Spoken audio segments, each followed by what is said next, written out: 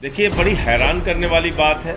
आज ये साबित हो गया कि भारत के प्रधानमंत्री वास्तव में अनपढ़ प्रधानमंत्री हैं, गैर पढ़े लिखे प्रधानमंत्री हैं। भारत के प्रधानमंत्री वास्तव में नहीं चाहते कि उनकी डिग्री के बारे में देश के लोगों को पता चले। जिस प्रधानमंत्री को 140 करोड़ लोग चुन रहे हैं, उसकी डिग्री क्या है पता नहीं चलना चाहिए। और उनकी जो डिग्री है इंटायर पॉलिटिकल साइंस, वो वाली डिग्री देश देखना चाहता है। देश के लोग हैरान है कि इंटायर पॉलिटिकल साइंस की डिग्री कहाँ है, कहाँ है, कहाँ है। कह रहे नहीं बताएंगे, नहीं बताएंगे, नहीं बताएंगे। ऐसे ऐसे बयान देते हैं हमारे प्रधानमंत्री जी। A² B² T², पता नहीं क्या क्या बोलते हैं। जाके कनाडा में हंसी मजाक उड़वाते हैं भारत का। A+B*** स्क्वायर करे तो कभी कहते हैं नाली के गैस से चाय बना लो, कभी कहते हैं सिकंदर जब बिहार में आया था तो बिहारियों ने मार के भगाया था, कभी सिकंदर बिहार गया है।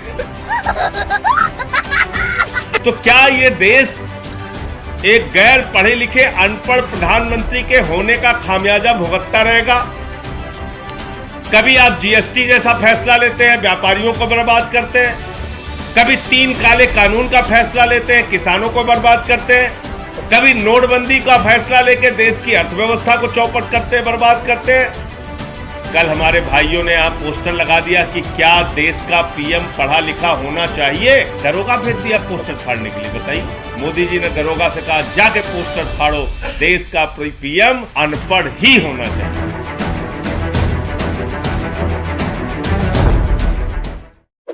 सभी पत्रकार बंधुओं को नमस्कार।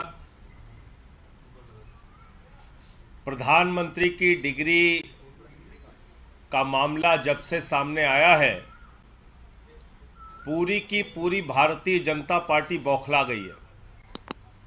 सारे मंत्री, सारे प्रवक्ता, सारी की सारी भारतीय जनता पार्टी अपने प्रधानमंत्री के फर्जी डिग्री को सही साबित करने में जुट गई है।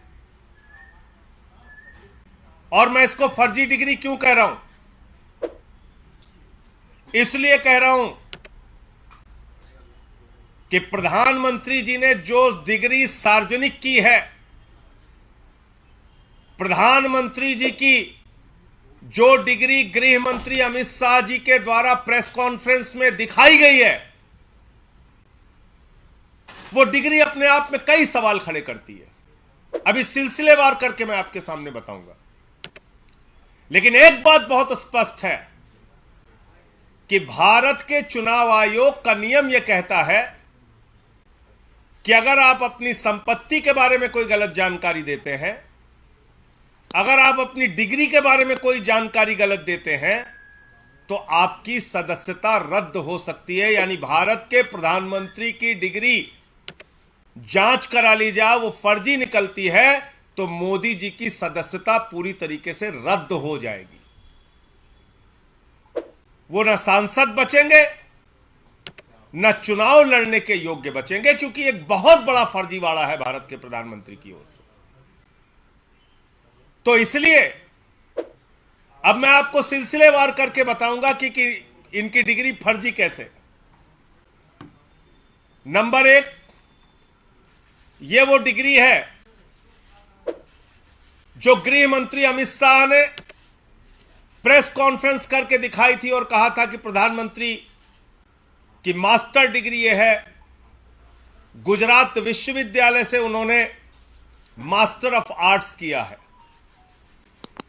अब इस डिग्री में देखिए आप, नकल के लिए भी अकल चाहिए होती है, लेकिन इस नकल में अकल का इस्तेमाल नहीं किया गया। यहां पर यूनिवर्सिटी लिखा हुआ है और यूनिवर्सिटी की स्पेलिंग में विक्ट्री का वी जो आता है उसके इस्तेमाल की जगह बैट का भी इस्तेमाल किया गया है। यह हो गया यूनिवर्सिटी। तो हमारे मोदी जी यूनिवर्सिटी से पढ़ाई किए हुए हैं और इसी सर्टिफिकेट में एक जगह और यूनिवर्सिटी लिखा हुआ है, नीचे उसकी अंग्रेजी ठीक लिखी हुई है। यहां बी आ गया, यहां पे विक्ट्री का भी आ गया। ये देखिए आप, इसी सर्टिफिकेट की बात कर रहा हूं जो गृह मंत्री जी ने दिखाई। दूसरा, मास्टर ऑफ आर्ट्स जिस फॉन्ट के अंदर लिखा गया है, जिस फॉन्ट में यानी कि जिस लिपि शैली में मास्टर ऑफ आर्ट्स लिखा गया है, इस लिपि शैली की शुरुआत 1992 में हुई है। यह फॉन्ट, यह लिपि शैली, मास्टर ऑफ आर्ट्स जिसमें लिखा गया है, यह लिपि शैली आई है, यह फॉन्ट आया है 1992 में।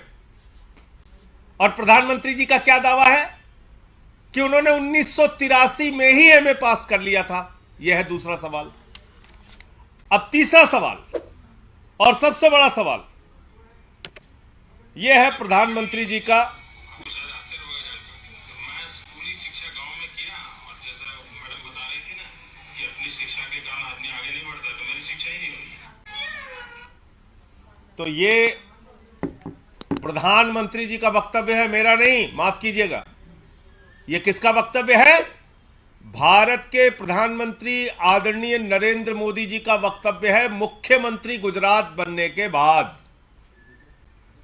आज मेरा सिर्फ एक सवाल है मीडिया के माध्यम से, और भारतीय जनता पार्टी के किसी भी नेता में अगर साहस और हिम्मत है तो जाकर प्रधानमंत्री जी से इस सवाल का जवाब पूछ के बता दीजिए। सवाल क्या है? 79 में और 78 में अगर बैचलर डिग्री दिल्ली विश्वविद्यालय से प्रधानमंत्री ने कर ली, 1983 में मास्टर ऑफ आर्ट्स की डिग्री गुजरात विश्वविद्यालय से कर ली, अगर आपकी 1989 में बीए की डिग्री हो गई, 1983 में एमए की डिग्री हो गई, तो भैया प्रधानमंत्री जी देश के सामने इस बात का खुलासा कर दीजिए कि फिर 2005-6 के दौरान या मुख्यमंत्री बनने के बाद का ये जब का भी भाषण है, आपने क्यों एक टीचर को संबोधित करते हुए कहा कि आपकी कोई शिक्षा दीक्षा नहीं है, स्कूली शिक्षा के आगे आप नहीं पढ़े? ये तो आपका बयान है, मेरा बयान नहीं है। ये बयान तो आपने दिया है प्रधानमंत्री जी, ये बयान आपका है, मेरा बयान नहीं है। मैं स्कूली शिक्षा गांव में किया और जैसा मैडम बता रही थी ना कि अपनी शिक्षा के कारण आदमी आगे नहीं बढ़ता, तो मेरी शिक्षा ही नहीं हुई। मेरी शिक्षा ही नहीं हुई, ये नरेंद्र मोदी जी गुजरात के मुख्यमंत्री बनने के बाद कह रहे हैं एक टीचर को संबोधित करते हुए। तो भैया जब आपने 79 में बीए कर लिया, 83 में एमए कर लिया, फिर 2005-6 में आप क्यों झूठ बोल रहे हैं? इसका मतलब ये सच बोल रहे थे मुख्यमंत्री रहते हुए, जो उन्होंने कहा वो सच था, वो सच था। उसके पहले के जो उनके डिग्री के खुलासे हैं वो झूठे हैं, गलत हैं। और इसी तरीके से उन्होंने यूनिवर्सिटी से पढ़ाई की है, इंटायर पॉलिटिकल साइंस में यूनिवर्सिटी से पढ़ के आए हैं मोदी जी। तो इसलिए गुजरात हाई कोर्ट का जो फैसला आया वो अपने आप में बड़ा ही चौंकाने वाला है, हास्यास्पद है कि सीआईसी ने ऑर्डर दिया था डिग्री दिखाने के लिए, गुजरात का विश्वविद्यालय गया हाई कोर्ट में कि डिग्री ना दिखाई जाए, और गुजरात के हाई कोर्ट ने जुर्माना कर दिया अरविंद केजरीवाल जी के ऊपर, जिसका कोई लेना देना नहीं। वो गए भी नहीं अपील में। तो इसका मतलब दाल में काला नहीं, पूरी की पूरी दाल काली है। और नकल के लिए भी अकल चाहिए, उस अकल का भी इस्तेमाल यह डिग्री दिखाते समय नहीं किया गया है।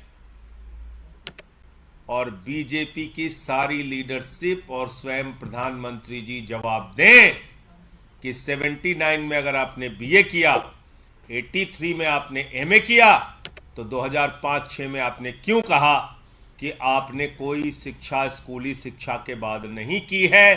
अर्थात या तो आपकी डिग्री फर्जी है या आपका बयान झूठा है। दो में से एक ही बात हो सकती है। आपका कोई प्रश्न हो आप पूछ सकते हैं।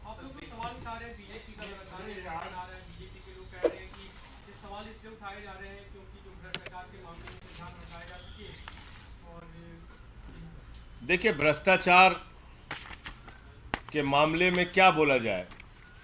भ्रष्टाचार तो मोदी जी के साथ आसमान में घूम रहा है। इस भ्रष्टाचार का जवाब कौन देगा? ये भ्रष्टाचार जो आसमान में घूम रहा है, अडानी वाला, जिसमें आराम से लेटे हुए हैं मोदी जी, कह रहे हैं लूट ले बेटा लूट ले, सारा हिंदुस्तान लूट ले। देखिए आप, ये तस्वीर भूल गए आप? ये अडानी की तस्वीर है। अपनी राजनीतिक सत्ता को बचाने के लिए नरेंद्र मोदी जी ने अडानी के माध्यम से अपनी आर्थिक सत्ता खड़ी की और एक ही व्यक्ति को कोयला दे दिया, गैस दे दिया, बिजली दे दिया, पानी दे दिया, सड़क दे दिया, स्टील दे दिया, सीमेंट दे दिया, सीपोर्ट दे दिया, एयरपोर्ट दे दिया, आकाश से पाताल तक सब कुछ दे दिया, 2.5 लाख करोड़ का कर्जा दे दिया, 86,000 करोड़ का कर्जा माफ कर दिया। और उस अडानी ने क्या किया? 38 फर्जी कंपनियां दुनिया के तमाम देशों में अपने भाई के साथ मिलकर खोली। अकेले एक पते पे 6 कंपनी खोलकर मॉरिशस से 42,000 करोड़ रुपए अडानी की कंपनी में लगाया गया। ऐसे लाखों करोड़ रुपए का घोटाला और भ्रष्टाचार और काला धन अडानी की कंपनी में लगा है, जिसके हवाई जहाज में बैठकर भारत के प्रधानमंत्री घूमते हैं। आज तक इस घोटाले पर जेपीसी क्यों नहीं बनी? सारी की सारी पार्लियामेंट की पार्टियां एक स्वर में मांग कर रही हैं, जेपीसी बनाओ, जांच तो कराओ। जांच नहीं कराते क्योंकि घोटाले में भारत के प्रधानमंत्री और भारत की सरकार सर से पांव तक डूबी हुई है। यह है सच्चाई। और कोई प्रश्न हो आप लोगों का? धन्यवाद। गुजरात हाईकोर्ट से सामने आया जो 2002 के दंगे पे जो मामले में जो रेप और मर्डर के आरोपी थे, 26 लोगों को रिहा कर दिया गया है। अभी आप अभी इस प्रेस कॉन्फ्रेंस में जानकारी दे रहे हैं, मुझे इस पूरे घटना की जानकारी नहीं है, लेकिन मेरा अपना ये मानना है, नफरत की राजनीति, दंगे फसाद की राजनीति, गुंडागर्दी की राजनीति, समाज को तोड़ने की राजनीति इस देश को विखंडित करेगी और ऐसा करने वाले के खिलाफ सख्त से सख्त सजा होनी चाहिए। पश्चिम बंगाल और बिहार में कुछ जगह हिंसा हुई है। उस हिंसा की कुछ तस्वीरें हम लोगों ने देखी। पहली बात तो भगवान श्री राम की मर्यादा के विपरीत, उनका जो जीवन चरित्र था उसके विपरीत जाकर अगर हम रामनवमी के जुलूस में राष्ट्रपिता महात्मा गांधी के हत्यारे गोडसे की फोटो लेके घूमेंगे तो फिर ये बहुत बड़ा सवाल है हमारी व्यवस्था के ऊपर कि आखिर राष्ट्रपिता महात्मा गांधी के हत्यारे की तस्वीर का, गोडसे की तस्वीर का रामनवमी के जुलूस से क्या लेना देना है? क्या प्रभु श्री राम ने यही हमें सिखाया है? यही उनकी मर्यादा, यही उनका आदर्श है? रामचरितमानस से हमें यही शिक्षा मिलती है जो रामचरितमानस कहता है सब नर करहि परस्पर प्रीति, यानी कि सारे लोग आपस में प्रेम भाव से रहें। तो हम किस ओर बढ़ रहे हैं? क्या संदेश देना चाहते हैं? हिंसा करने वाले हिंदू धर्म के हों या मुसलमान धर्म के, किसी भी धर्म के व्यक्ति हो, किसी भी राज्य की हिंसा हो, उसके खिलाफ सख्त से सख्त कार्रवाई होनी चाहिए। और अभी तो सुप्रीम कोर्ट तक ने कह दिया, नफरत फैलाने वालों के खिलाफ जो लोग कार्रवाई नहीं करते, नफरत की भाषा बोलने वालों के खिलाफ जो कार्रवाई नहीं करती, वो सरकारें नपुंसक सरकार है। ये तो सुप्रीम कोर्ट की टिप्पणी आ गई है। अब तो मोदी जी को और बीजेपी वालों को शर्म करनी चाहिए। नफरत की बुनियाद पे देश आगे नहीं बढ़ेगा, मोहब्बत की बुनियाद पे आगे बढ़ेगा।